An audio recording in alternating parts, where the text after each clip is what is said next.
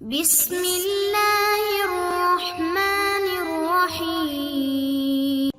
میرے رسول پاک علیہ السلام کی چچی انتقال کر گئی اور اختلاف کہاں سے شروع ہوتا ہے؟ بالعموم چچیاں سے۔ یہ چچیاں ایسے کردار بعض اوقات ادا کرتی ہیں۔ اگر مجھے میری مائیں بہنیں سن رہی ہیں تو وہ ایک بات کا خیال رکھیں، اگر بولتے وقت، بات کرتے وقت اور اپنے خاوند کا، شوہر کا، اولاد کی ذہن سازی کرتے وقت آپ یہ بات کبھی سوچ لینا کہ مجھے اللہ کی بارگاہ میں بھی جانا ہے اور مجھے حضور کو بھی چہرہ دکھانا ہے۔ کبھی یہ تصور لا کے ذرا آگے نکل کے دیکھو، وہ بھائی جن کو اللہ نے بھائی بنایا، جن کو نبی کریم صلی اللہ تعالی علیہ وسلم نے محبت کرنے کا حکم دیا، وہ بھائی جو جان چھڑکنے کو تیار ہیں، کیوں ہم ایسی بولی بولتے ہیں کہ جن سے بھائیوں کے درمیان دراڑیں بڑھ جاتی ہیں؟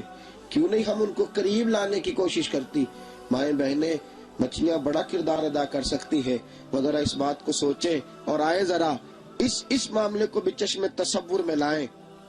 قاضی عبدالدائم صاحب نے لکھا ہے کہ جب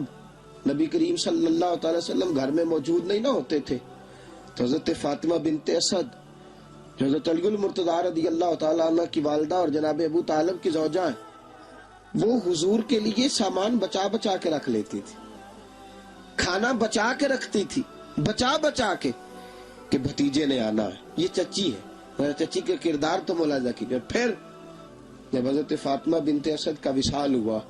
صحابہ فرماتے ہیں اتنا حضور کو کبھی روتے نہیں دیکھا اتنا حضور آج روئے ہیں، آنکھیں برس پڑی، اور حضور فرمایا کرتے تھے آج چچی نہیں گئی، میری ماں گئی، آج میری ماں گئی ہے۔ اور صحابہ فرماتے ہیں کہ کیا حال تھا، میرے حبیب نے اپنی قمیض مبارک اتار کے دی، فرمایا میری چچی کو اس میں کفن دے دو، اور فرماتے ہیں اس قمیض میں کفن دیا، اور پھر جب حضور نے جنازہ پڑھایا اور پھر جب قبر تیار ہوئی تو کائنات کے امام نے فرمایا لگتا ہے تم نے قبر ٹھیک نہیں بنائی، لگتا ہے قبر ٹھیک نہیں بنائی۔ حضور قبر کی طرف جھکے، دیکھا، اور پھر چشم فلک نے عجیب نظارہ دیکھا کہ وہ خاتون جس کو کفن بھی مصطفیٰ کی قمیض کا ہے، جس پر جنازہ بھی رسول پاک کی امامت میں پڑھا گیا ہے،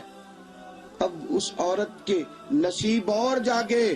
کہ میرے رسول پاک ان کی قبر میں اتر گئے اور پھر اس قبر میں لیٹ گئے،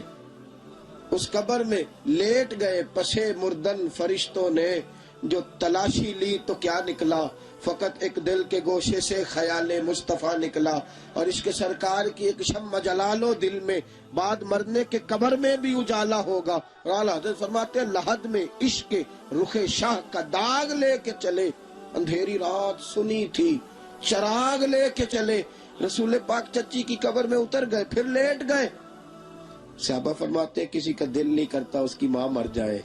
لیکن دل کرتا تھا آج علی المرتضیٰ کی ماں کو جو مقام ملا ہے، کاش ہماری بھی ماں مر جاتی اور یہی مقام ہماری ماں کو بھی ملتا۔ ساتھیوں یہ چچی کے ساتھ سلوک ہے اور یہ چچی کا پیار ہے۔ آج کیا ہو گیا ہے معاشرے کو، اور کیا چیز یاد رکھیے گا،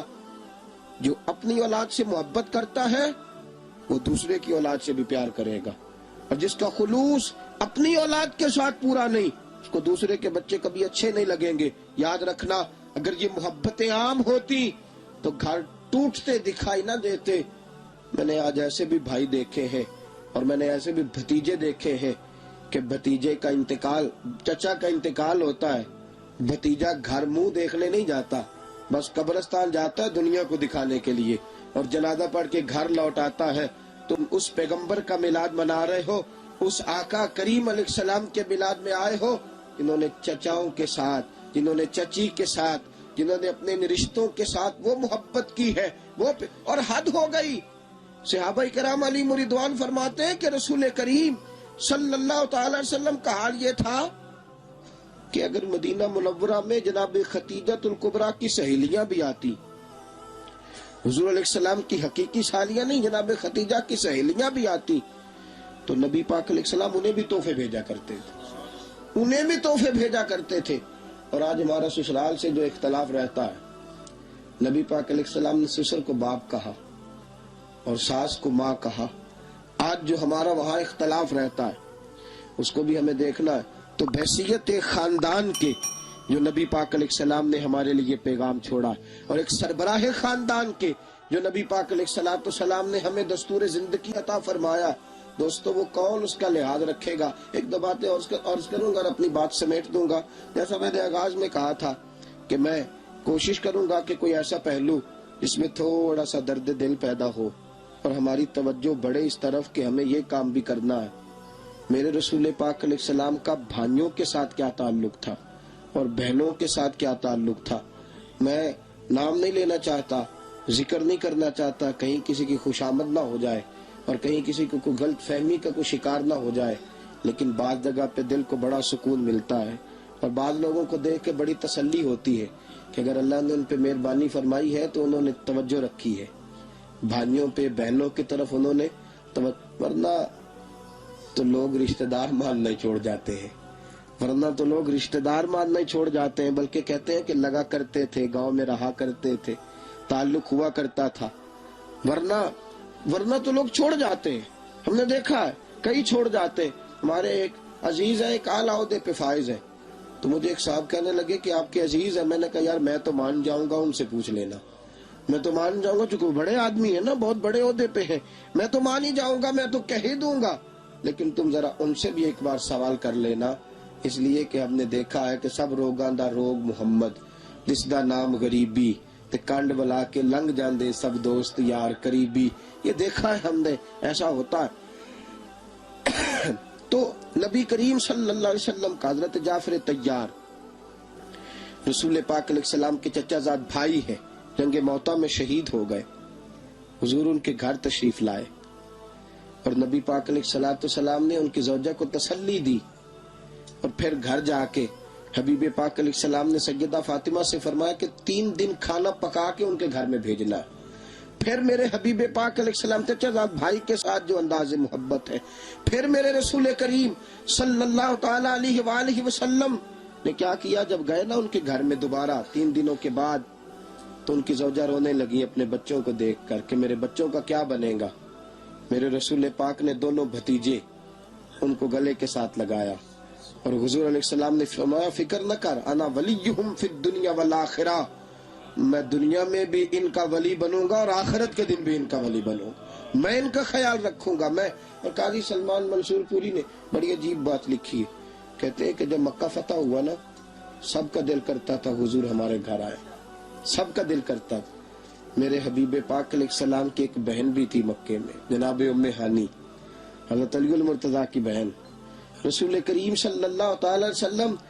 جب بت توڑ کے فارغ ہوئے تو حضور نے سیدھے جا کے دروازے پہ دستک دے دی۔ جناب ام ہانی فرماتی ہیں دل میرا بھی چٹکیاں بھرتا تھا کہ کاش حضور تشریف لائیں، لیکن میں غریب تھی نا، میں تاکید کیا کرتا ہوں اپنے احباب کو،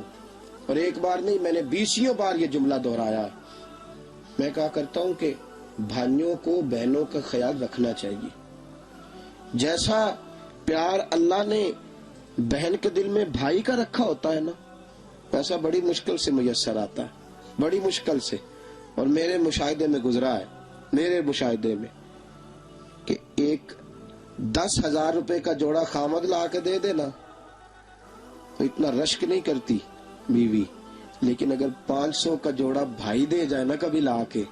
تو پہن کے محلے کی بیویوں کو دکھاتی پھرتی ہے میرا بھائی آیا تھا،